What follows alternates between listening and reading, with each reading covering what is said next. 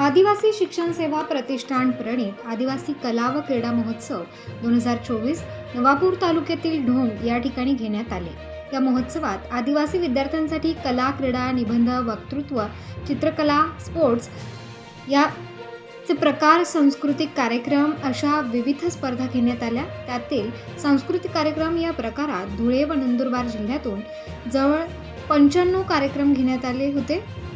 त्यातील लहान गटात जिल्हा परिषद केंद्र शाळा बोडकी खडी येथील विद्यार्थ्यांनी सामूहिक नृत्य प्रकारात द्वितीय क्रमांकाचे पारितोषिक पटकावले। पारितोषिकाचे ट्रॉफी व प्रमाणपत्र जगन्नाथ गायकवाड रिटायर PSI तथा आदिवासी शिक्षण सेवा प्रतिष्ठानचे विद्यमान उपाध्यक्ष यांच्या हस्ते जिल्हा परिषद केंद्र शाळा बोडकी खडी येथे वितरण करण्यात आले।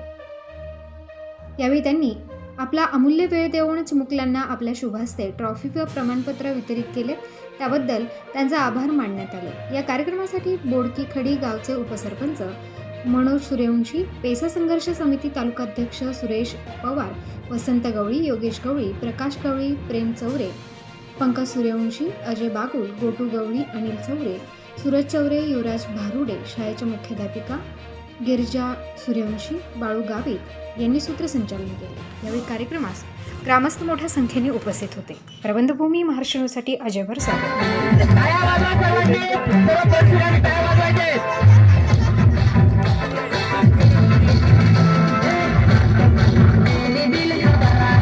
आदिवासी